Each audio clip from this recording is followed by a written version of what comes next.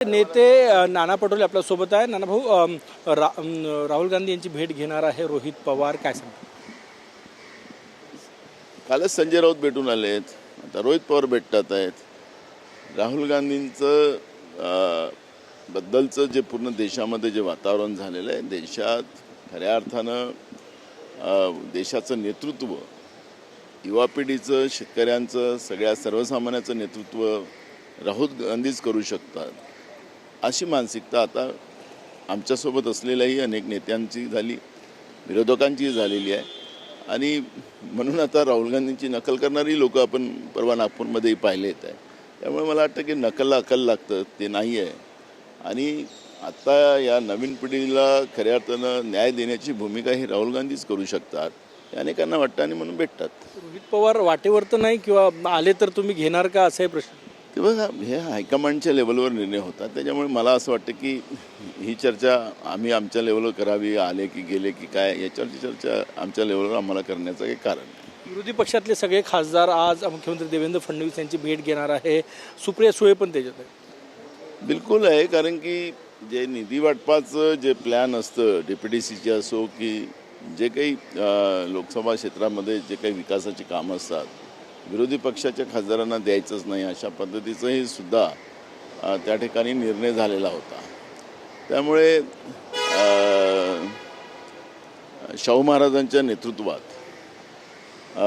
आमचे अनेक खासदार महाराष्ट्रातले विरोधी पक्षाचे आज माननीय राज्याच्या मुख्यमंत्र्याला भेटतात आहेत आणि ते त्यांची व्यथा मांडणार आहे।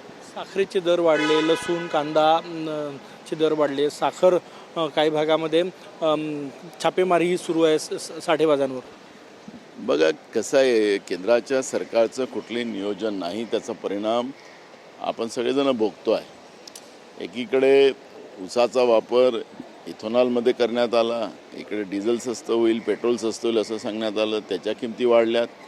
आणि ऐन हिंदूच्या सणासुदीच्या काळामध्ये, नाहीतर आता मुसलमानाचं राहिलं असतं तर मोदींनी कसं त्यांची जिरवली असं सांगण्यात आलं असतं, पण आता हिंदूची सण आहेत पूर्ण, आणि या हिंदूच्या सणामध्ये या पद्धतीनं सरकारच्या नियोजन शून्यतेमुळे आज सगळ्या लोकांना ह्या महागाईच्या पुढं जावं लागतं आहे।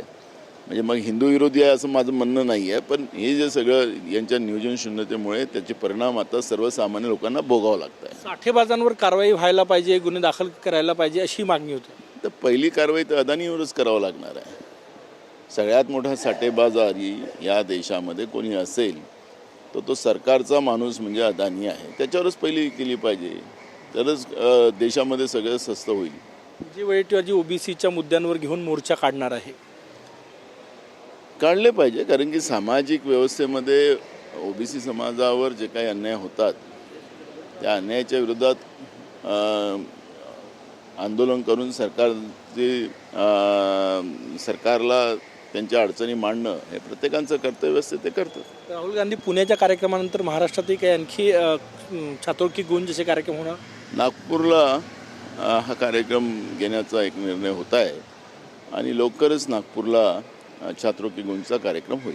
छातोकी गुंज नागपूरच का? कारण की संघाचं मुख्यालय आहे नागपूर, भाजपचा गड आहे। नाही, हे संघाचं मुख्यालयापेक्षा आम्ही या ठिकाणी बाबासाहेब आंबेडकरांच्या विचाराला मानतो आहे, इथं दीक्षाभूमी आहे, आणि म्हणून दीक्षाभूमीमध्ये संविधानामध्ये ज्या बाबासाहेब आंबेडकरांनी सर्वांना समान न्यायाची जी भूमिका मांडलेली आहे, त्यामुळे इथून एक संदेश देण्याचा ही भूमिका आहे। म्हणून हे संघभूमी नाही, हे दीक्षाभूमी आहे, हे आम्ही मानतो। शरद पवार यांच्या पक्षाचे खासदार वारंवार मोदीजींना भेटत आहेत, त्यांच्या मनात काय चाललं हे अजूनही कळत नाही। ते तुमच्यासोबत आहे की सरकारसोबत आहे? बघा, त्यांच्या पक्षाच्याच नेत्यांना विचारावं लागेल, आम्ही त्याच्यावरची काही प्रतिक्रिया देण्याचं काही कारण नाही।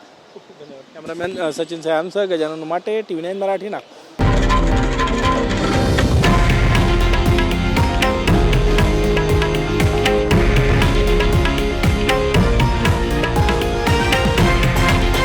हे आहे देशातील नंबर 1 न्यूज नेटवर्क आणि आपण पाहत आहात TV9 मराठी, एकमेव।